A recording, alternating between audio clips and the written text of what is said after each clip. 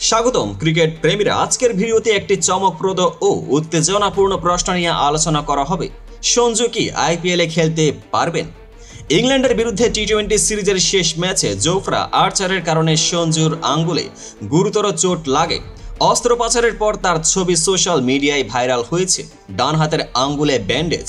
এই ছবিগুলো শুধু আমাদের চোখে জল এনে দেয় না, বরং প্রশ্ন তুলে দেয়, এই চোট কি রাজস্থানের আইপিএল বিজয়ের স্বপ্নে বাধা সৃষ্টি করবে?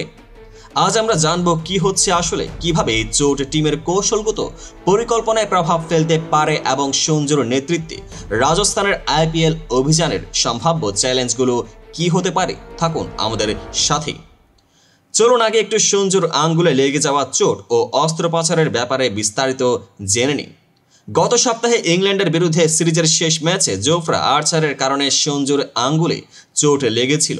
এই চোটের জন্যই তিনি ফিল্ডিং করতে পারেননি এবং পরে কেরালার হয়ে রঞ্জি কোয়ার্টার ফাইনালে তার অংশগ্রহণ হয়নি। সাম্প্রতিক সোশ্যাল মিডিয়ায় তার অস্ত্রোপচারের ছবি ভাইরাল হয়েছে, যেখানে দেখা যাচ্ছে চিকিৎসকদের সঙ্গে রয়েছেন তিনি আর ডান হাতের আঙ্গুলে ব্যান্ডেজ মোড়া। ডাক্তারদের তথ্য অনুযায়ী সুস্থ হতে প্রায় 1 মাস সময় লাগতে পারে। তবে সূত্রের খবর মতে 21শে মার্চ থেকেই শুরু হতে পারে আইপিএল, যার মানে সঞ্জুর পুনরায় মাঠে নামার সম্ভাবনা যথেষ্ট রয়েছে। তবে প্রশ্ন হলো, এই আঘাত কি সঞ্জুর আইপিএল পারফরমেন্সে বড় ধরনের প্রভাব ফেলবে? সঞ্জু রাজস্থানের অধিনায়ক এবং বরাবরই তারকা ব্যাটসম্যান হিসেবে পরিচিত। ইংল্যান্ড সিরিজে 5 ম্যাচে মাত্র 51 রান করার পর অনেকের প্রশ্ন, এখন কি তাকে আইপিএলের সুযোগ দেওয়া হবে?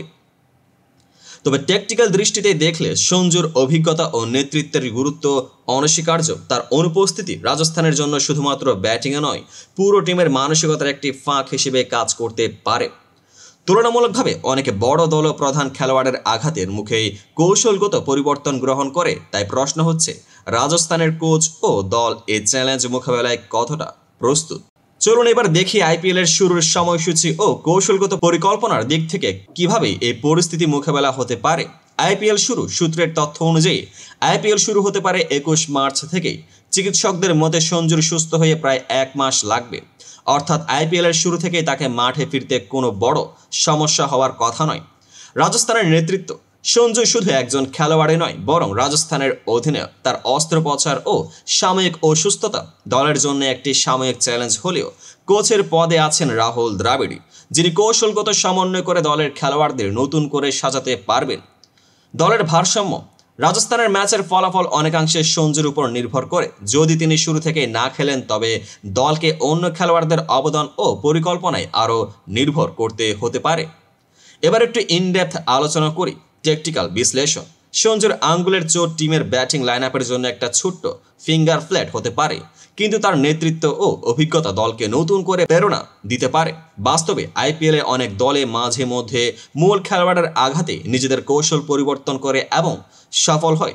কখনো কখনো মনে হয় আঙ্গুলেই তো অনেক কাজ হয়ে যায়, ব্যাটিং, ক্যাচিং, এমনকি টোকা মারাও। কিন্তু সঞ্জুর ক্ষেত্রে এই ব্যান্ডেজধারী আঙ্গুল তার নতুন সুপার পাওয়ার হিসেবে গণ্য হতে পারে, যা তাকে হয়তো আরও সতর্ক ও চতুর করে তুলবে। রাজস্থানের কোচ রাহুল দ্রাবিড়ের নেতৃত্বে এই চ্যালেঞ্জকে কৌশলগতভাবে মোকাবেলা করা যাবে, একটি নাটকীয় অধ্যায়ের মতো, যেখানে প্রতিটি ম্যাচই হবে একটি নতুন চ্যালেঞ্জ। আর সঞ্জুর প্রত্যাবর্তন হতে পারে টিমের মোড় পরিবর্তনের মূল চাবিকাঠি।